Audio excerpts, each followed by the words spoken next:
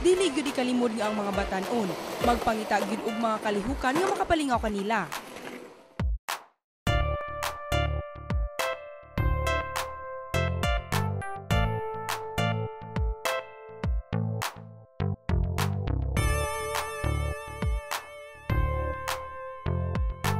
Usa na usab nga inanay nga nisikat karon nga paog na sa kusog mao ang carve board o mas nailhan sa longboard.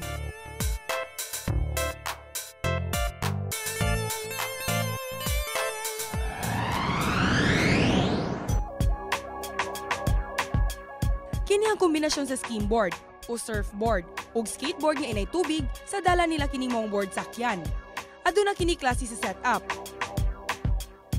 Ang drop-through, diin mulusot babaw sa deck ang setup, ug suwa kini sa mga street ug speedboards. Ug ang top mount, diin sa ubo sa deck lang makita ang setup sa ligid, ug mas maayo kini sa mga paliko-liko nga teknik.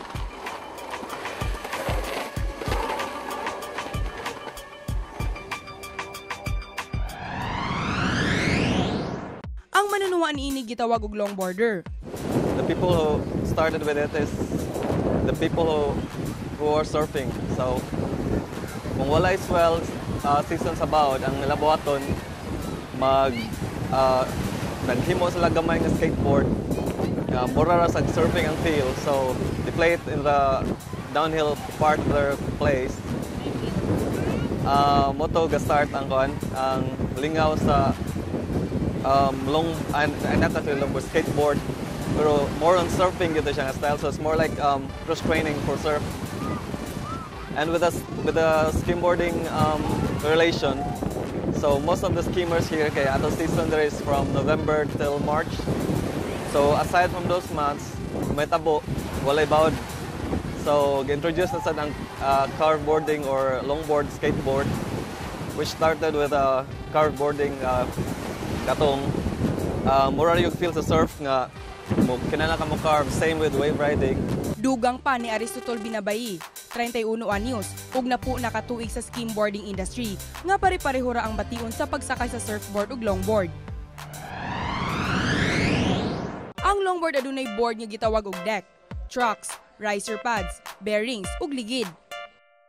Usa sa katuyuan sa paghimo ni ining mong board, mao transportasyon. Kini gidisenyo aron masakyan sa lagyong dapit. Ug mamahimo usab kining sakyan sa downhill nga makontrol ang gihapon nimong board.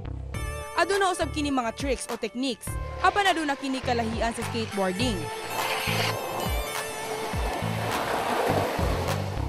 Ug sa dili pa moduwa sa longboard, manginahanglan una isulob ang mga safety gears. Sama sa helmet, knee pads, elbow pads, ug ang sliding gloves nga adunay dagkong disc nga gitawag og packs aron pagprotekta sa kamot inig slide. Gisaysay ni Silvan Hacosalem sa City Traffic Operations Management o CTOM nga kinahanglan lang responsable kini mga longboarders sa kadalanan. So stay in private areas and be responsible skateboarders.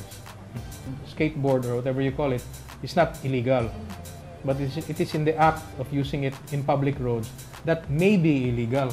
So I have to dig deep into mga ordinances o mga national laws kung unsa man yung status sa legality sa paggamit ni ining mga what do you call it, skateboards. Ang longboard sa ka-extreme sports nga kahiligan sa tanan. Apan kay baba mo mga kapuso, nga inanay na pud kining kahiligan sa mga kababayan-an.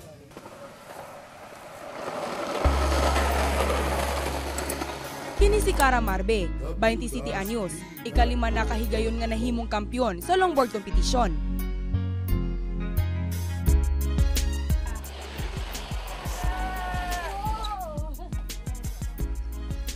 Bisan pa man extreme sport kini ug halos lalaki ang mga manunuwa, wala gihapon kini nakapugong kaniya pagsalmot sa maong matang sa paog na sa kusog. Ug karon iya kini gikahiligan. Na-encourage ko kay murag less ra ganing mga girls nga nag-longboard, so ganahan pag ko nga mo-encourage sa mga girls nga di na kay mga laki ani nga sport, even though nga kuan siya gnarly, extreme kayo, gusto po na ako nga mo try sila, then nindot ang feeling.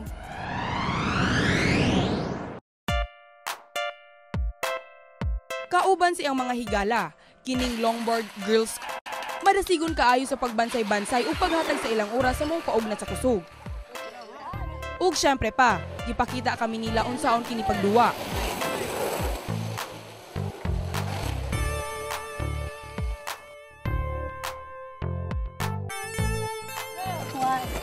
Sa pagsugod, kinahanglan kini itukmod gamit ang tiil. Hangtod nga makadaga ng board. Gipakita usab kami sa pipila ka techniques. Ana ang gitawag nga tack.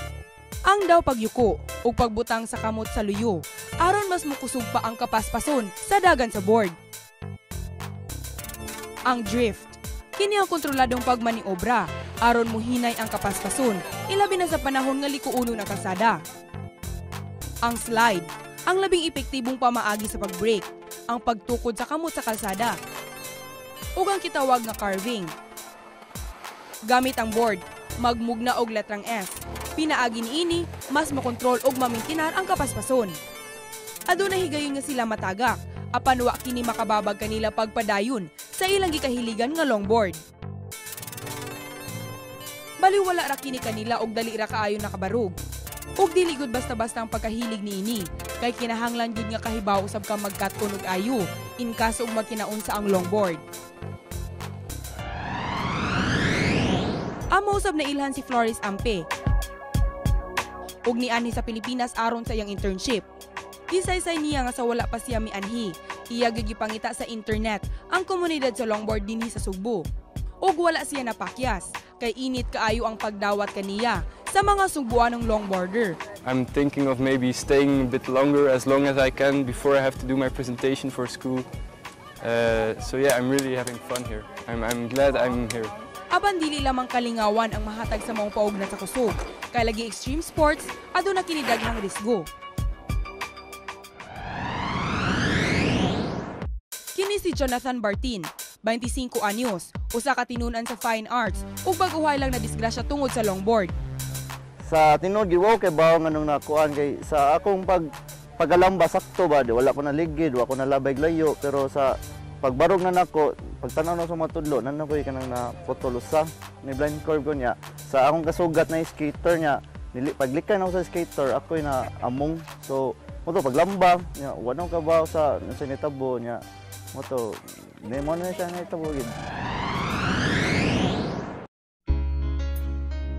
Ang skimboard usa-usab ka paugnat sa kusog nga kinahanglan ka musakay sa mga bawd gamit ang board. Dinhi sa liluan sa dakbayan sa Sugbo, among naila-ilang usa ka internationally sponsored nga Sugbuanong skimboarder. Kini si Joselito Coco Yuson Jr., 20 anyos ug 8 ka tuig na sa skimboarding. Siya 5 kahigayon na nga kampyonato ug ika-5 sa ranking sa tibuok Pilipinas. Dili sa gunalingaw niya, sagol sa exercise gyapon. Ang dagat mo nang namat-an ni Coco, mong dili katingala nga mo na kini ang nagsilbing playground niya. Ug sa panahon nga dili siya mag-skimboard, siya mangisda aron makatabang sa galastuan sa pamilya. Gipakita usab kami ni Coco siyang mga tricks. Pagsakay niya sa mga bawd.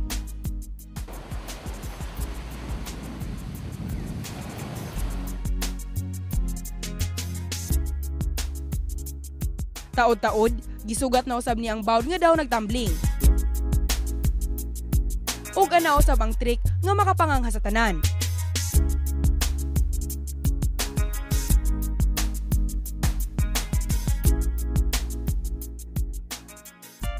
O kay saludo gyud mi sa abilidad sa babaeng Sugbuanon, amo sa naila-ila si Janice Tapdasan, 20 anyos, ang nakasakmit sa ika-4 nga pwesto sa 8th National Skimboarding Competition nga lumad tagaliluan usab. Kay kung say buhaton sa lalaki, kanang gusto nako i-prove nga kanang ang ilang buhaton mabuhat sa nako. Giangko niya nga dili gyud niya ibaylo kining skimboard sa ubang paugnat sa kusog.